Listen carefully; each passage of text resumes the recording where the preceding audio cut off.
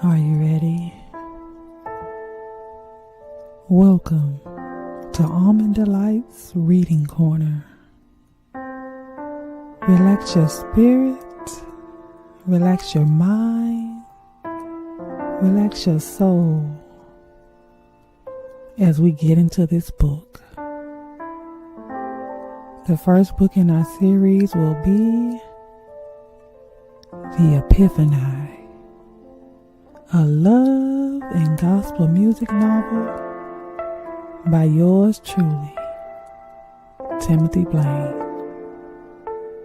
So head on over to Amazon.com to download your copy today. All the links will be down in the description bar. Please go support our authors and read along with the Almond Delights. Are you ready? Shh. Let's read.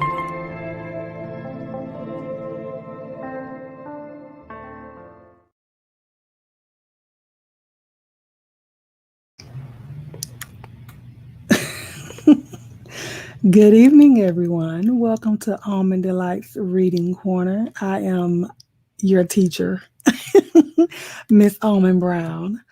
So tonight we will be reading The Epiphani by Timothy Blaine. All of his links will be down in the description bar. Please go and support our author. And disclaimer, I have received consent and permission to read his book aloud on my YouTube channel, Almond Brown 09. So we're going to get started. But first, I want to read you guys what the book is about. This is the second novel in Love and Gospel Music series. It opens on the end of a pier in San Francisco Bay after 2 long years of dark, debilitating grief, and emotionally tormented Joey White comes to the conclusion that the only way forward for him is to roll the spiritual dice and pray he meets up with his one true love, Dwayne, on the other side. Dwayne Brown, the original protagonist in this series, had made transition.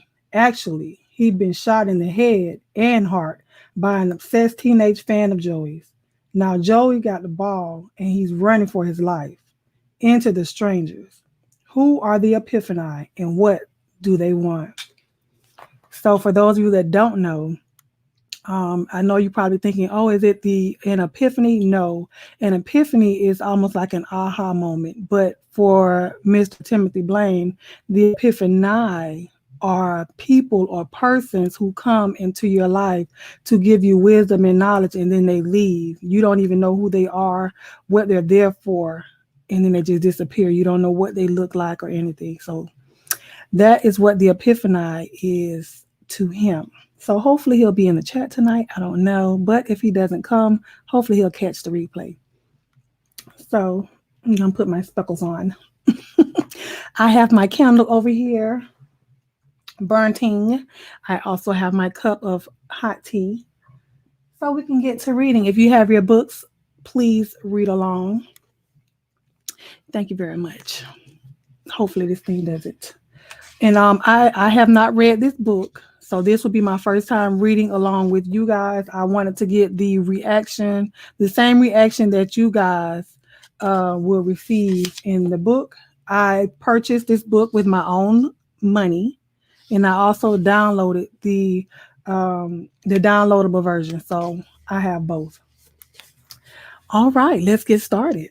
And tonight I will be reading for 30 to 45 minutes. Hopefully someone in the chat will kind of keep me on schedule. And then the last 15 minutes of this whole hour, we will discuss what it is that we've read thus far. Are you guys having a great time tonight? Hopefully it's not blurry. It looks like it to me, but you guys know how I feel about that. I'm not going to go. Okay, the acknowledgements. Of course, I first need to thank my dear friend and new editor, Gamage Carter, which is one of his moderators on his YouTube channel, who came through for me in the nick of time. You did an excellent job on this project, brother. Thank you. Also, big thanks to Terry Beswick, who hears my voice so clearly and always leads me in the right direction. Thanks for the valuable input, brother.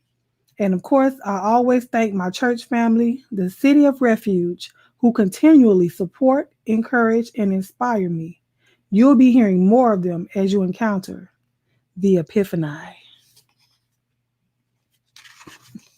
Chapter 1, San Francisco.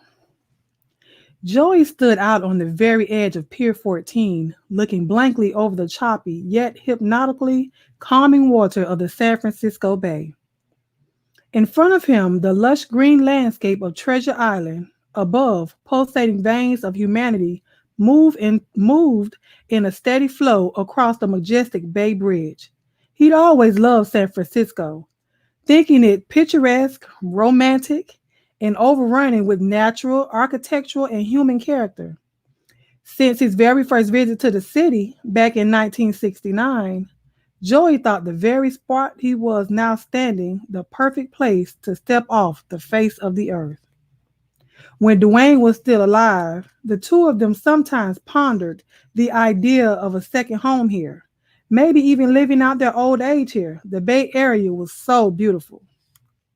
They both loved and appreciated the home and successful life they had built together in Los Angeles. But it was a fast-paced, demanding life. Always another project, another award to aim for, another talent to be developed. The idea of a home away from home was very appealing to both men. San Francisco was both close enough and far enough away.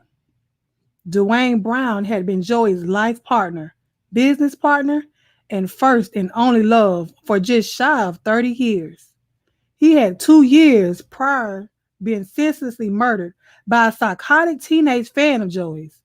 What the people in Joey's life didn't understand, what they couldn't possibly understand, was that his mind could not or would not accept what had happened to his partner. To think that a life as innocent, gentle, spiritual, and loving as Dwayne's could be so suddenly ripped from the pages of existence for no reason that made sense to any sane person. Well, he simply couldn't come to terms with it. He wouldn't. Not for one more miserable day.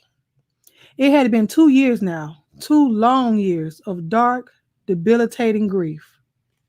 The horrifying scene from the recurring nightmare played in his mind again as he looked over the bay. He hoped to God that this would be the very last time, if only it were a nightmare.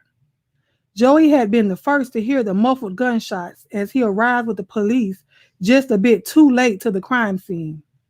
Both he and the cops at the Hollywood police station had been tipped off by the murderous teenager's mother only moments earlier. Though she was quite hysterical, she made it plain that her adopted psychotic monster of a child was about to blow Dwayne into the next life. The heavy front door of the residential building their company recently closed on had been locked. The large house in Hollywood had been purchased by Stratton Records to house its newly signed artists and curtail the escalating cost of off-site rehearsal and office space. Joey and the police sergeant were the first to arrive. Of course, the sergeant and his quickly gathering army of backup tried to tried to calm him away from the scene. But Joey broke away, wrapped his head and arms in his leather jacket, and threw himself through a sliding glass door at the side of the building. It was too late. Dwayne, his lover, his life, was dead. Sergeant Samuel came through the door of the little home office at the same moment that Joey's right shoulder shattered the glass. "Please, Mr. White, don't move," yelled the sergeant. "Don't take another step." "What?" said Joey, shocked, dazed, and confused. "Evidence. Now, please, I'm asking you to step back out the door. Watch the glass hanging from the top, and for God's sake, don't touch anything." At that very last time, Joey saw him. The last image of his partner was of him lying lifeless across the partially installed hardwood floor in that little office, his face covered in blood and bullet holes. One such hold had pierced Dwayne's heart. "Mr. White, do you understand what I'm saying to you?" yelled the sergeant from across the room. Several officers were standing behind both men now. "I want you to step back out of the room now." Before Joey could respond, take a step forward or backwards, or even exhale the air caught in his lungs, two burly policemen had him gripped under both of his arms and were lifting him back over the threshold out to the side of the building. He was then half carried, half dragged off the property and quickly secured into the back seat of a squad car. Being that the shots were heard by both Joey and the sergeant as they arrived on the scene, and due to the obvious fact that no one could have left the house, at least not through the front, the house and property was immediately surrounded. Within minutes, 4 neighboring homes had been evacuated suddenly. The usually quiet, though nearly urban neighborhood at the western tip of Hollywood Boulevard was swarming with police, both on the ground and in the sky. The boy, Eric Watkins, was caught within an hour as he rolled from beneath the RV parked in an adjacent neighbor's backyard. Joey discreetly removed the second set of 5-pound ankle weights from the black gym bag he had purchased that very morning. He arrived at the pier with 5 pounds on each of his ankles. Lord Jesus. Now he secured the second set over the first.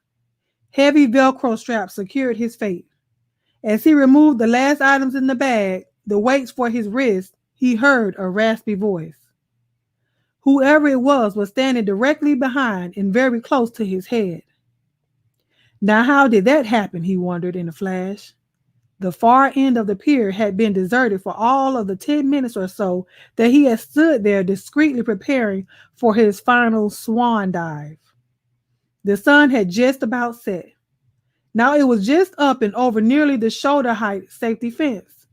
Scaling the well-built fence that completely surrounded Pier 14 with weights strapped around his limbs was no easy task, but Joey was in remarkable shape for a man that was just about to turn 60. "It's not going to work," said a scruffy old black dude, standing distastefully close to Joey's head.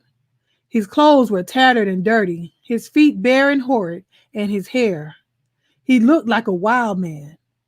A grim and soot-covered black Santa Claus living out his final years on crack, or perhaps just another run-of-the-mill homeless schizophrenic, a type of comment in the area. "What?" yelled Joey as he spun around, taken aback by the man's appearance, not to mention the smell, and his appearing so quickly and so close up to him. "Hey, could you step back a little bit?" "Sure," said the old man calmly, taking a few steps backwards. Despite his wild, unwashed, and just south of sane appearance, he did not speak like a crazy person.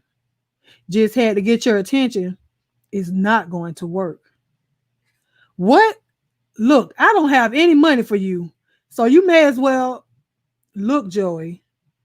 "Mind if I call you Joey?" said the old man. "This thing that you've come all the way to San Francisco to do is not going to work. So you may as well put all that stuff back in the bag." Joey stood there stunned, his mouth open. After several moments, he thought of something to say. "What did you say, old man? What did you call me?" "I'm telling you, it's a waste of time," said the old man. "You see that nice family watching boats down on the other end? They're tourists from Sweden. The boy there is a captain on his high school swim team. The little girl is going to see you first. She's going to say, 'Look at that guy climbing over that fence. He's about to do that, mommy. Won't he get in trouble?' Then the boy is going to run down and jump in after you. Trust me, all you're going to get out of this deal, should you decide to go through with it, is 2 damaged ankles, 1 sprained and 1 broken, and a bad case of pneumonia." "How did you know my name?" asked Joey. "Who? What are you?" "Well, one thing I'm not is a liar. Fortunately for you, I was assigned to stop this." "Sir, Mister, Who are you? Please, what's happening here? Queried Joey. Just think of me as an epiphany. My name is not important. Now, I have a message for you, Joey White. Stop it. It's not your time. I don't understand what's happening, said Joey. Am I dreaming? Is this what this is? Am I going to wake up still in the bed at the hotel? No. At the moment, you're standing on Pier 14 in the San Francisco Bay, said the old man. Matter of factly, you've got package weights attached to your ankles and wrists. You were just about to climb over this fence here and jump, then sink to what you thought would be your death. Shall I go on? The old man continued. You've been grieving and depressed for years.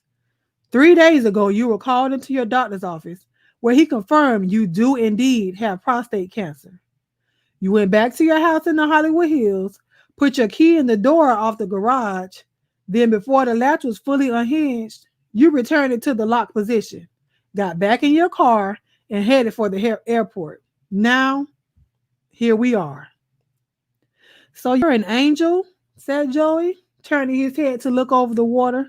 He then bowed his head. And I'm a self-pitying, ballless coward. At that moment, Joey began to cry and cry. He cried until his knees buckled, and he fell there on the chilly, now deserted pier, curled up in a ball with all of his weights. When he finally was able to raise his head, the old man was gone. Hello, Cindy? Joey, exclaimed Cynthia. Man, where are you? You've had us all so... Cynthia Brown was Dwayne's sister-in-law. She and Dwayne's brother, Pastor Johnny Brown, co-pastor one of the most successful African-American mega ministries in the United States. No doubt the number of their registered members and gifting partners, both in their buildings and across the U.S. and abroad via cable TV, the internet, and radio, firmly secured their place in the top 10. Joey, yelled Cynthia. Joey, are you there? I'm here, he said. Sorry I had you worried, sis. Tell everybody I'm fine. Just needed to get away for a minute. Where are you? San Francisco. It's so beautiful here, Cynthia. Joey White, have you lost your damn mind? She exploded after relief of hearing his voice had passed. You didn't tell anybody you were leaving. Edna said you left groceries, ice cream, and dry cleaning by the back door. Have you even called that woman? Joey, this is just plain wrong. It's been 3 days, man. I'll call the house when I hang up, said Joey. Cynthia, don't interrupt. There's something I need to tell you. All right. I saw Dr. Levi again just before I left LA. I told you about the supposedly routine test he wanted to run on me, right? What I left out was that one of them was a biopsy. I didn't want to get you guys unduly worried. Lord knows everybody has been worrying about me enough already. Well, the results are in.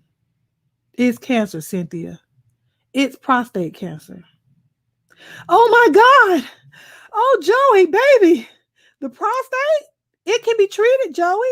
It's not the worst cancer, Joey. It can be. I just don't know that I have the strength, Cindy. He said to her and to himself.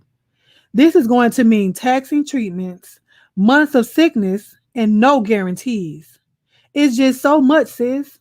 He trailed off, thinking that this was going to be so much harder without his beloved Dwayne at his side. The gravity of the announcement hit her like a ton of bricks. Joey, what are you going to do in San Francisco? She asked, trying to remain calm. Cynthia Brown's PhD was in theology, but in her various roles in ministry and as a co-pastor of One Love Body of Believers Church, she had counseled several hundreds of people after such reports from doctors. Under normal conditions, she knew Joey would handle such news as well as the best of them. It's just that the man had been depressed for so long. Joey, baby, please, how are you doing? Well, Up until a couple hours ago, I was feeling like a proverbial straw had been added. I was just about to break, Cindy. Joey! It's past now. Don't worry, I wouldn't lie to you. How can I help, baby? Please tell me what can we do to help? Actually, there are a couple things. First, could you run up to the house for me? Edna's a great housekeeper, but her thumbs are is about as far as you can get from green. Just make sure she doesn't murder the exotic plants. Instructions are behind the pots. The little cat Petey usually stays hidden until I come home. So could you check in on him as well? Sure, plants and a bashful kitty cat. She said, anything else? Are you coming home, Joe? There is one other thing. Cindy, I think I need to see somebody. A professional, I mean. Not for the cancer. I'll deal with that when I get back. He paused for a moment. I want to do it while I'm still up here. Psychologist, psychiatrist, therapist? She asked, anxious that Joey was finally reaching out for help. She had been trying and failing to get him to see someone since the awful events of the 2 years past.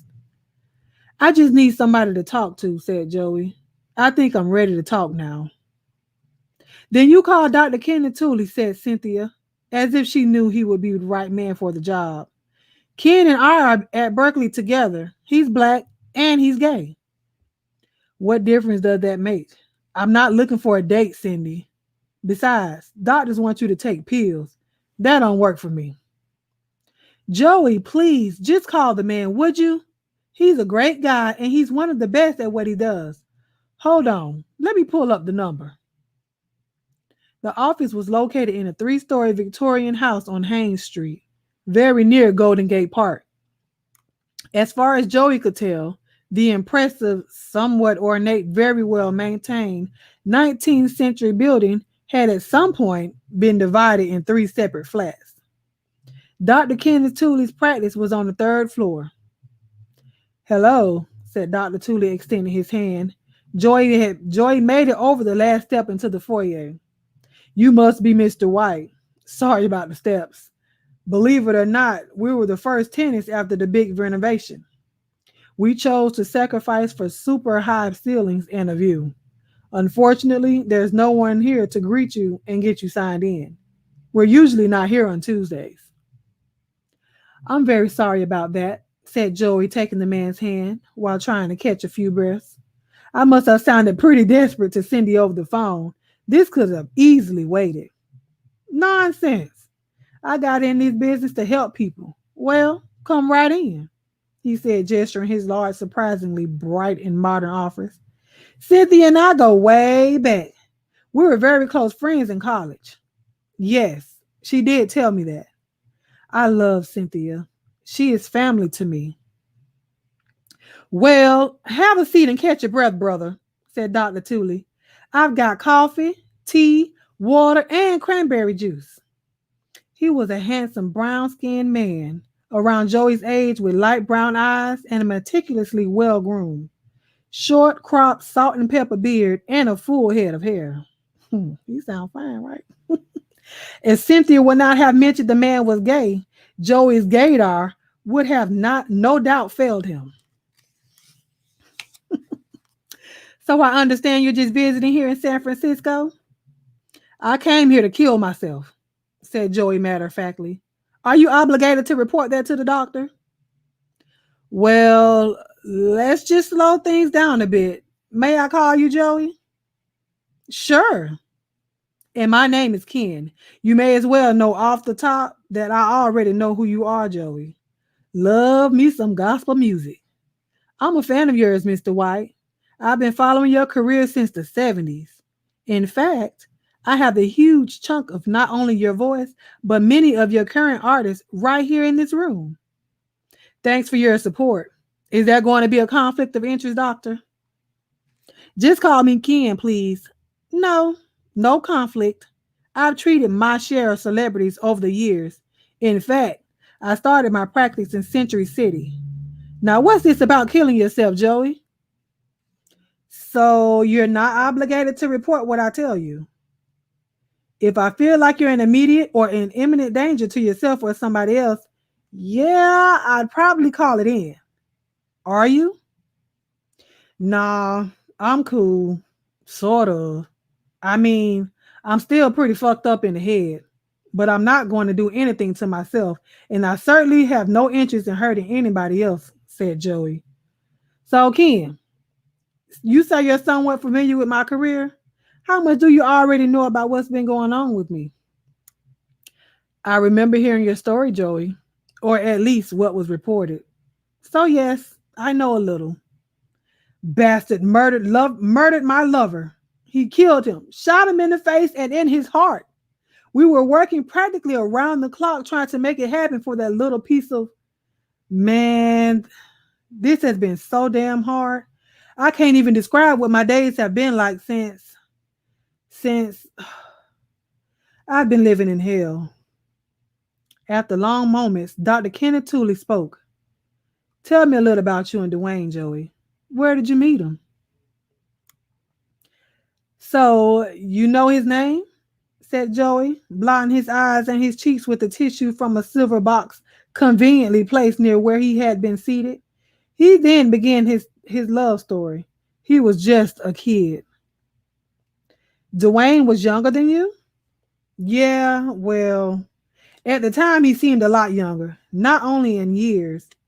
He had just come out and just moved to LA a couple of months earlier, said Joey, his features relaxing a bit and as his mind drifted backwards. Back to much more pleasant times. I met him on his 21st birthday. I was 27 then. We met at a big disco in Hollywood back in 79. He was good looking. He was a good looking dude, Dwayne. Beautiful cocoa complexion, tall and slim, very innocent face. But there was a lot more than the physical that drew me to him that night. We were like magnets, Ken, linked, at least emotionally, from that very first night. It was as if I had already knew him, like a part of me had always known him. I must have had a list of pickup lines back then. I was no virgin to the club scene. But all that came out was, "Hey, who are you?" You remember the very first words you said to him? Not exactly. Dwayne kept journals going back to his early childhood. I started reading them a few weeks ago. He really did love me deeply, Ken.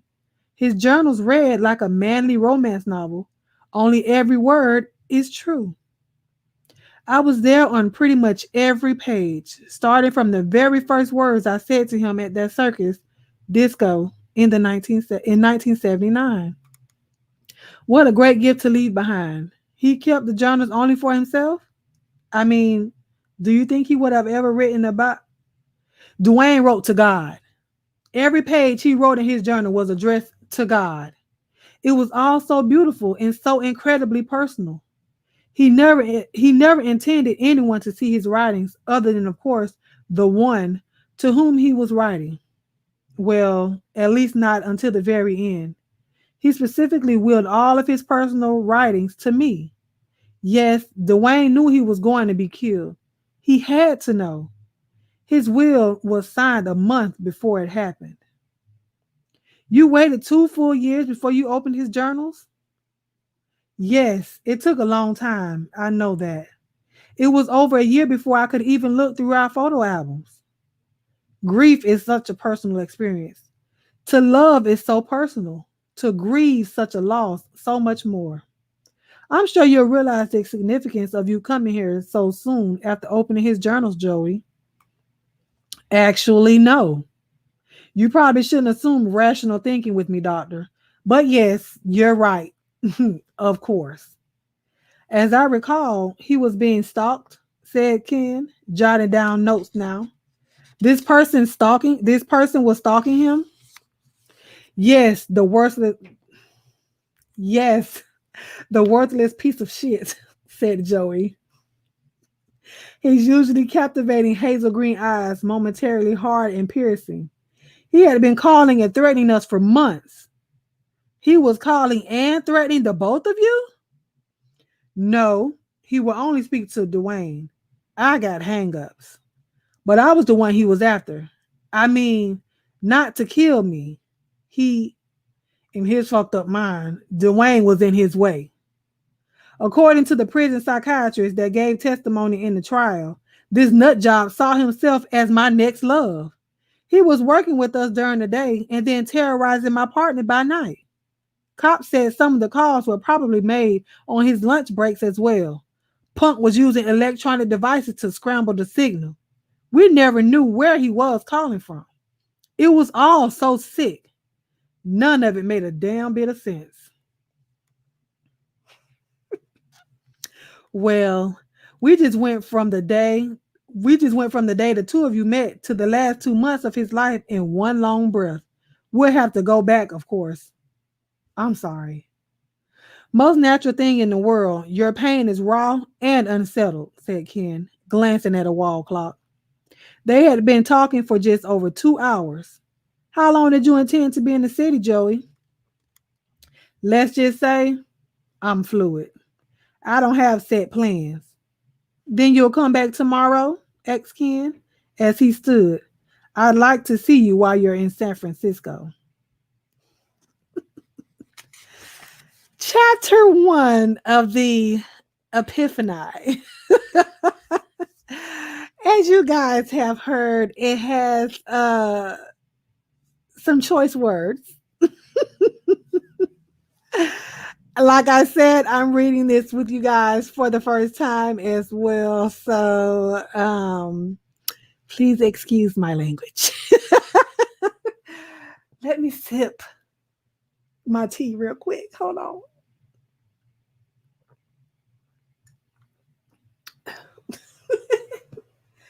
Oh, Uncle Tim, you got me in here cussing.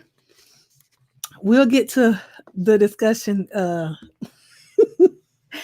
after the fact. Thank you guys for joining.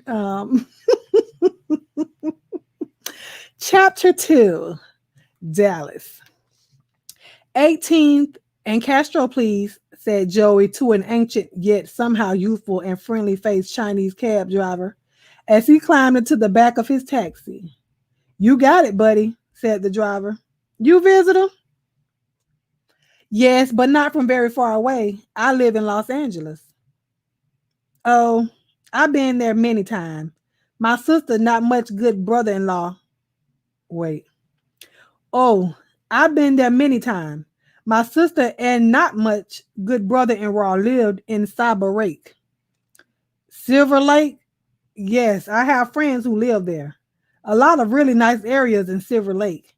I haven't been to San Francisco in ages, said Joey, admiring the Victorian buildings lined streets of the city's Western Addition neighborhood. Nothing seems to change much around here. Very slow to change here, said the driver. When you look at old movies from 1930 and 40, guess what? Everything looked the same. But plenty of construction. Over where were you yesterday, right, buddy? Joey sat back in the cab, staring at the driver, dumbfounded. What? Over by Pier 14, 3rd Street. Lots of new construction around there. You saw me on 3rd Street yesterday? Yeah, on Pier 2. You rucky dog, said the driver. Good thing for you, you risen to old man. What? Just let me out here. Pull over. Come on, man. Pull this damn thing over now.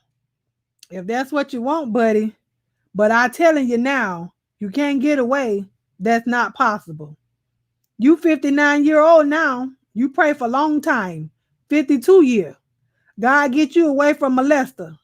God protect your life. He moved you to LA. Made you big music man. God give you long love life. Who you think hook you up with Dwayne? Well, it was confirmed. Joey thought to himself, he had indeed lost his mind. The cancer news must have pushed him over the edge. Yes, it had to been that. Dwayne had been dead for 2 years, and he had been hovering around clinical depression ever since. The doctor's reports must have just been too much for his mind to process. Don't worry, buddy. Your mind in good shape, said the cab driver. And we need you to stop worrying so much about your cancer demon. He very weak. He won't be able to kill you. You can't do it, and he can't do it. You just read my thoughts. It's complicated. Still want to get out of the car, buddy? I suppose you don't have a name either. Just another messenger. Epiphani, part messenger, part guide. We'll be popping in on you for a while. You got off track, buddy. But don't worry. Nothing to worry about. Kingdom of God is good. And no, you're not psychotic or schizophrenic. You're not delusional. No, of course not, said Joey sarcastically to the stranger. I just happened to meet a mind reading bum on a deserted pier yesterday.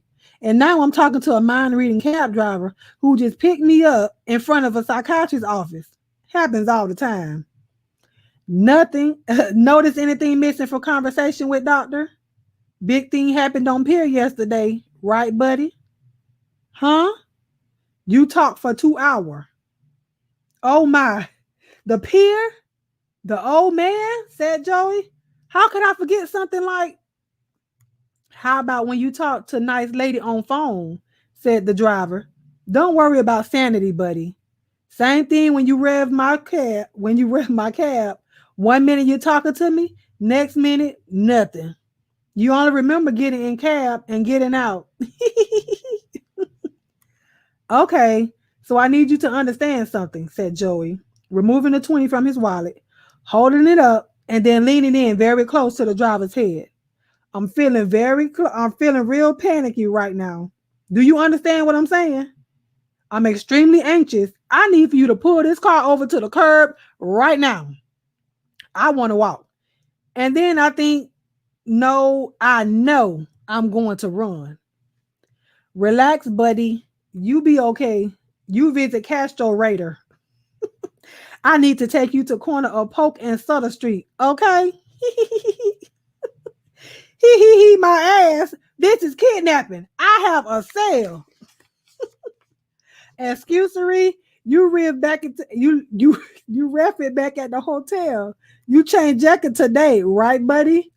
Door won't open. Don't worry, almost there, said the driver, stopping at a red light and turning to face him.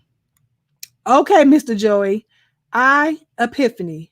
I got very important message for you. Very first person that says something to you after you get out of this cab is tied to your destiny. Don't let them get away. I thought I wasn't going to remember any of this. Messenger go away. Message stay. Yesterday you want to die. Old man show up. Tell you no. Now you're okay. Message always stay. As Joey backed his body from the back of the taxi at the intersection of Polk and Sutter Streets, he nearly bumped into a young man moving briskly along the curb while looking back over his shoulder. Excuse me, said Joey in apology as he stood. Then he turned to face the very handsome young man. I wasn't paying. Weed? Asked the young man, taking another quick glance behind him. What? I got weed. You need something, man? No, I'm cool, said Joey, now realizing this guy wasn't just handsome, he was quite beautiful. Ooh, come on, beautiful man. Light golden brown complexion with freckles across the bridge of his nose, well-groomed shoulder-length dreads. Oh, Mr. Tim, how you know my type of man?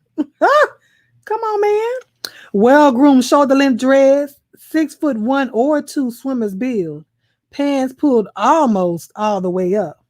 Early 20s, Joey thought, or maybe not yet 20. It seemed to him such a waist that so attractive could be so dumb. Joey didn't have a clue where he was going or why he had chosen this particular intersection. Brother, you didn't even see my face. How you know I'm not a cop? Cops don't take taxi cabs, said the young man. And you sure as hell don't wear shoes like that. And they sure as hell don't wear shoes like that, he said, gazing down at Joey's $800 Gucci calfskin loafers. Come on, Joey. Besides, a cop would have had enough sense not to come out of a car ass first with his wallet sticking up in the air around here. So maybe he wasn't dumb. Police decoy. I could have been setting you up, man. Wait a minute, said the young man in sudden recognition. I know you. I know who you are. Superstar, right? You were the host on that show. We shut it down a couple years ago, said Joey. You are probably still in high school. Actually, I think I was in jail when that show went off the air. I used to watch it all the time, man. So you're a fan of gospel music? Said Joey, extending his hand.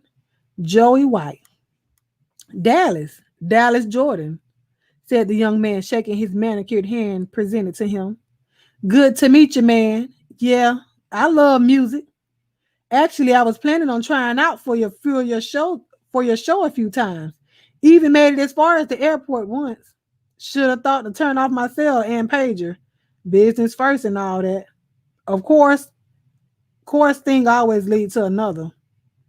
So you're a singer? Yep. I can do a little something. A drug dealing gospel singer, said Joey. Well, this is the first. Gotta eat, man. Trust me. Weed is not the only thing being sold out here. Sometimes you gotta choose from what's on the table. So you don't think you're hurting other people? Guess you're one of those singers turned preachers, said Dallas, moving slowly away. Well, nice meeting you, brother. I love the music, man. But as far as the rest of that church, hey, wait a minute, said Joey after him, knowing for some reason he should talk more with his kid.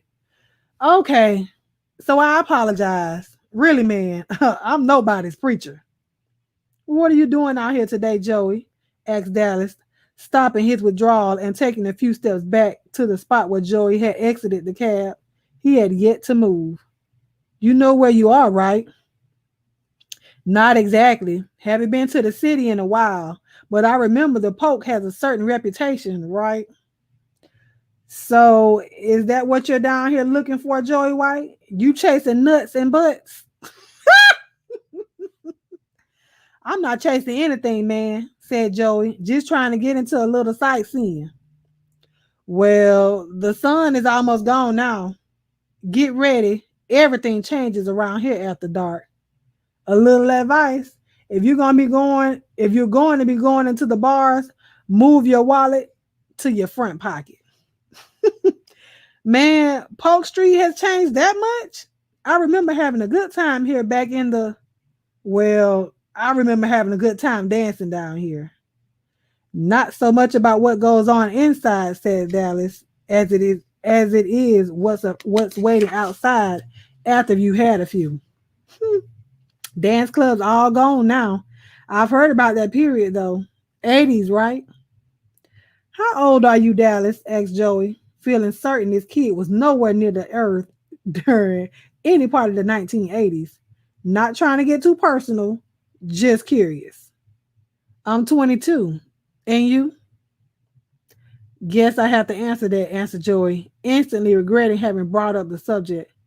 I'll be 60 in a month. Damn! My father's only 42.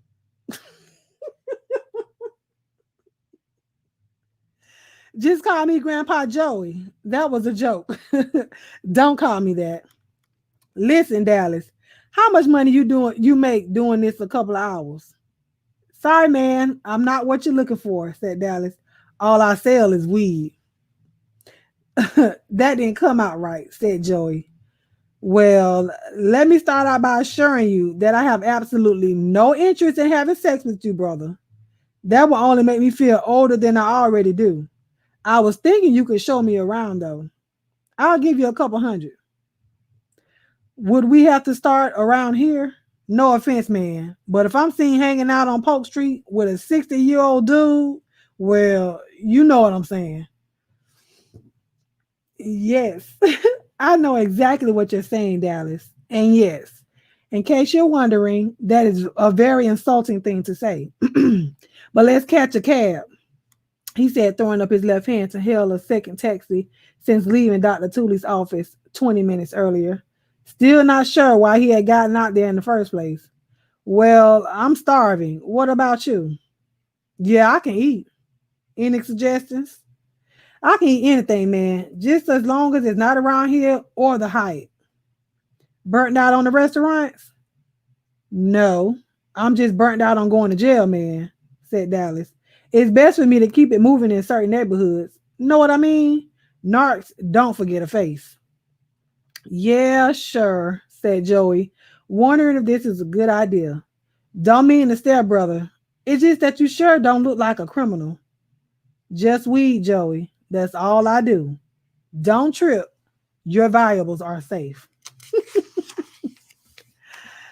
Well, we've come to the end of chapter 2, and that was right on time. I said we would do a 45-minute read, and we got just at 45 minutes. So we can now take our time.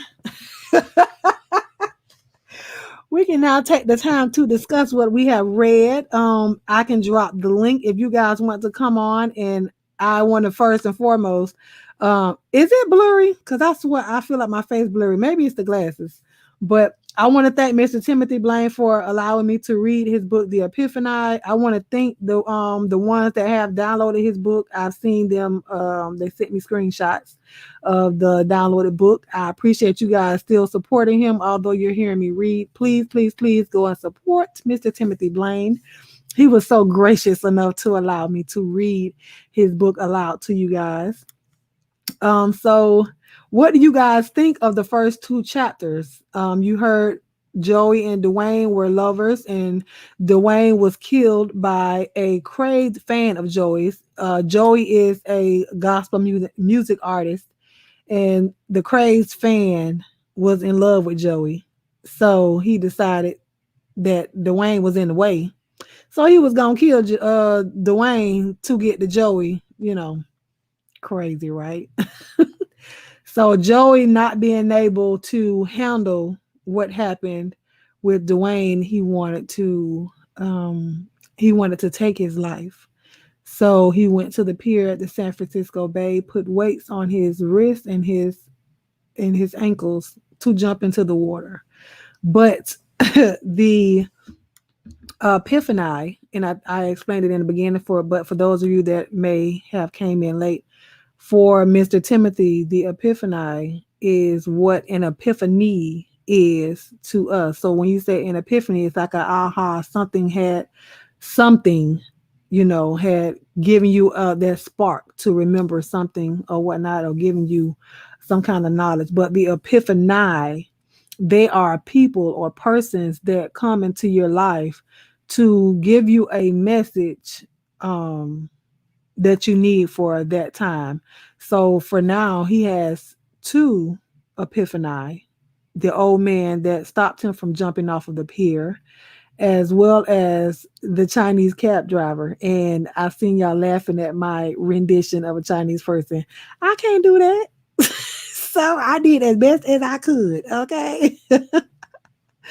So yeah. Are you guys enjoying the read so far? If you are, let me know. I can drop the link really quick. It'll just be I said 15-minute interaction with you guys, because I don't want this video to be too long. Yes, let's put that up there. Thank you to my alma bearer, Miss B Scales. Yes, that was a Chinese person, Angela. Don't do me. I tried. Listen, them bad words. I was shocked. Oh, we have a guest. Oh my gosh. Chinese person, Angela. Don't do me. I tried. Listen, them bad words. I was shocked. Oh, we have a guest. Oh my gosh. Chinese person, Angela. Don't do me. I'm closing all the other windows. Okay.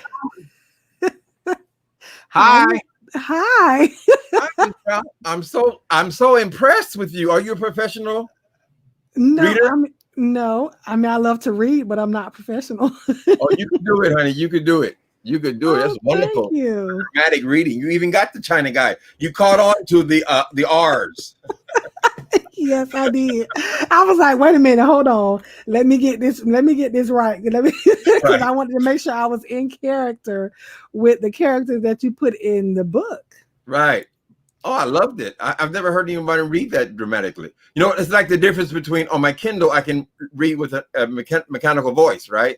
So you hear that all the time. But it's totally different when someone reads dramatically, like an actor reads, right? That's what it was like for me. And that book is not in an audiobook yet. So it's so far I love it, and I haven't read it, and I've had the book for almost 2 weeks now, but I wanted to wait until I got on here to read it so I can have the same reaction as everyone else as I was reading the book. So, you know, a few of those choice words, I was like, oh my God.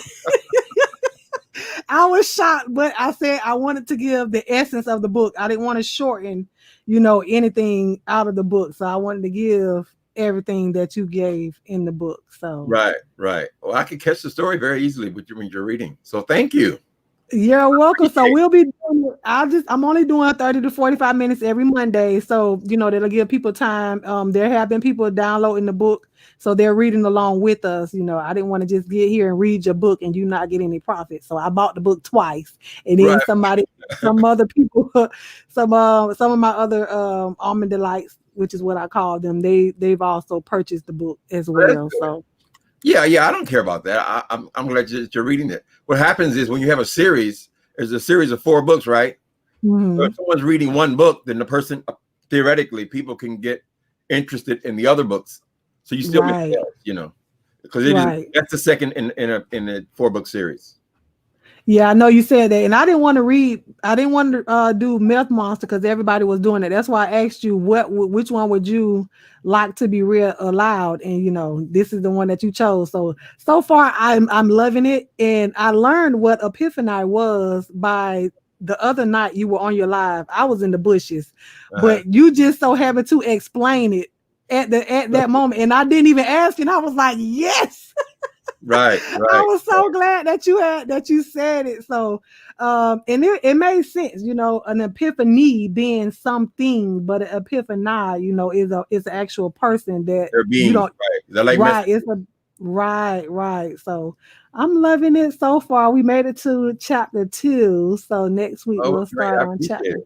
I hope you don't. I'm gonna go on and make a video now. I'm gonna and guide people to you. No, I appreciate that. And I sent you, I'll send you I don't know, you know how to share the links, right? To the video. Right. Or I can just email you the link to this video and then you can put it in your description bar or whatnot. But yes, I'm excited. You're doing it professionally though. But how would I go about doing that? Well, all of my books are self-published, right? So they're Amazon companies.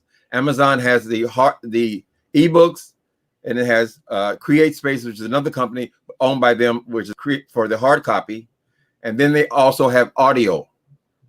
Okay. Right. They have an audio company called ACX. So what they do in there, you go in there and you partner with somebody, right? Like if you partner with an author, you're a good reader, he's a good writer. You partner and you get the exact same amount of money, right? Like one time I get a check for $600. Well, the reader of the book, they get $600 as well. So it's great if you do that. I mean, I think you have the voice for that. You have the drama for it. So, in your leisure, look into that company. ACX. I put it in my church notes. Okay. I put it in my church notes, so I'm gonna go look. I'm gonna go look into that. And they'll kill you up, right? And they need Black people on there. But I couldn't find a Black authors. I mean, to read my books. When I did Meth Monster, I had to go with this white guy because I wanted somebody that kind of sounded like me or had the same, you know, kind of some from the same background kind of thing. Couldn't find somebody like that. So yeah, I'm listening to Meth Monster now on Audible. I have it on Audible, so I'm listening to that now as well. Yeah, that's well on its way. So you're okay with the woman reading? You're okay with the woman? Yes. The voice of I'm saying, you know, because it's a lot of guys in your book. So. Right. Oh, there are women there though. They're coming, honey. Yeah, I'll try to get a little deeper next time, but you know. Well, it doesn't matter. It's a person reading, you know. Right. But I just wanted to come in and thank you. I think you did a great job with that.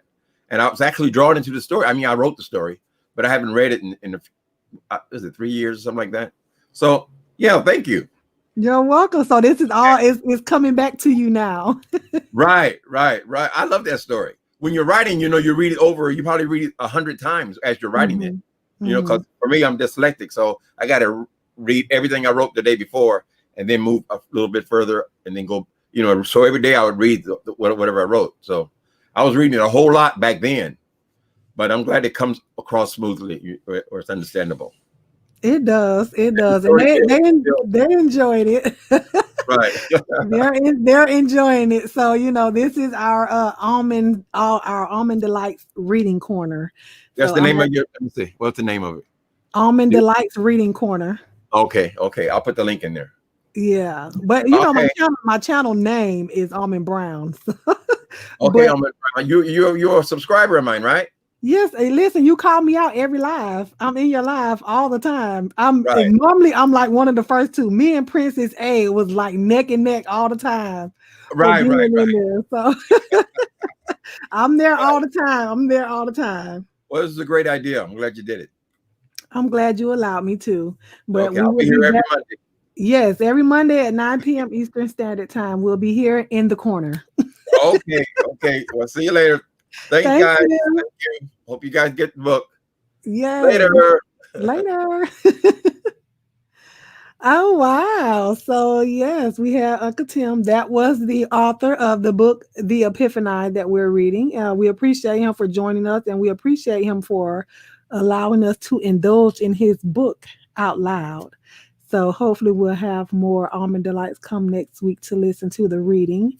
And if you're watching the playback to this video, please check the description bar below the book that you can download the book.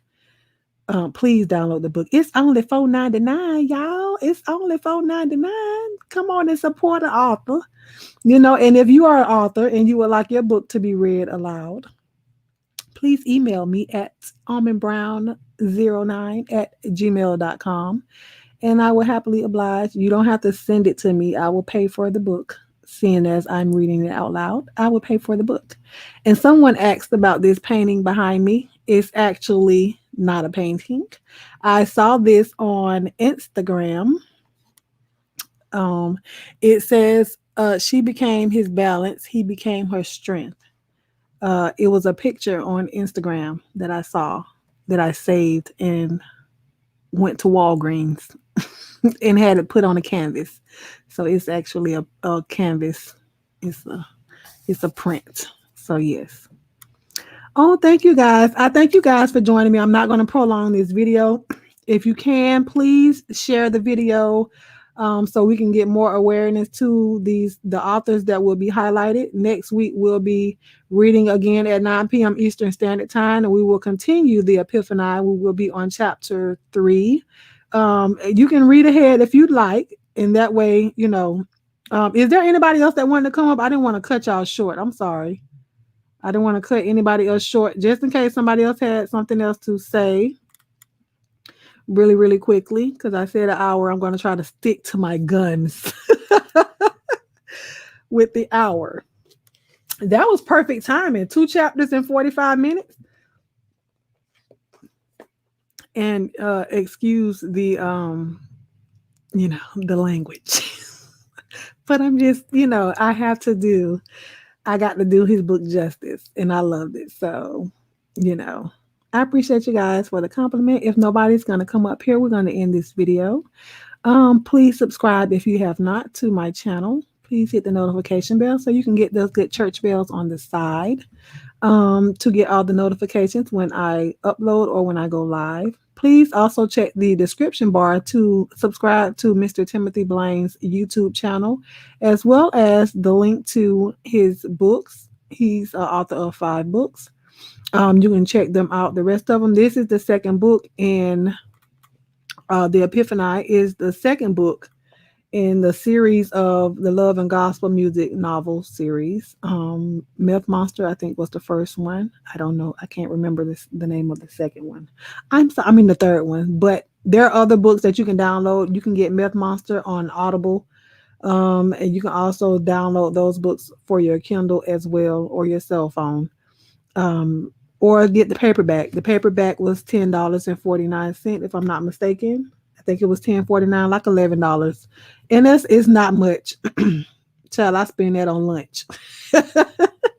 It's not much at all. So Y'all just go ahead and support our authors.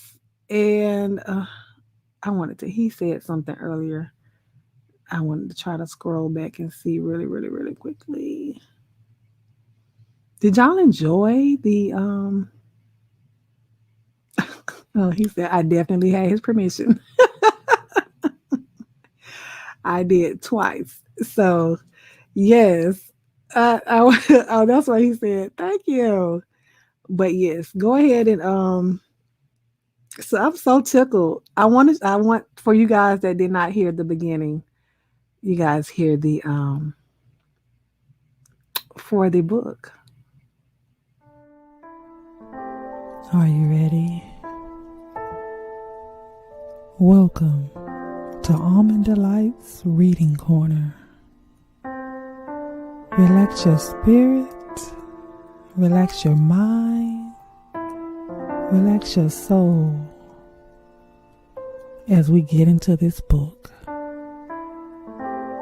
The first book in our series will be The Epiphani, a love and gospel music novel by yours truly, Timothy Blaine. So head on over to Amazon.com to download your copy today. All the links will be down in the description bar.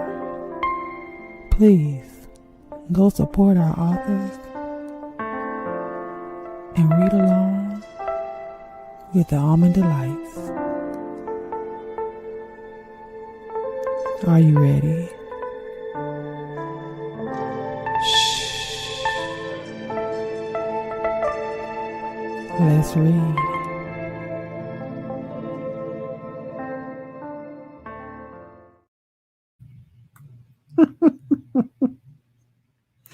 I hope you guys enjoyed this video. Thank you guys for stopping by. I'll see you guys in the next video. The next installment will be next Monday. I think that's the 21st, September 21st at 9 p.m. Eastern Standard Time. Please come back and join us as we start on chapter 3. I love you guys with the love of God, and there is what? Nothing you can do about it. Be blessed.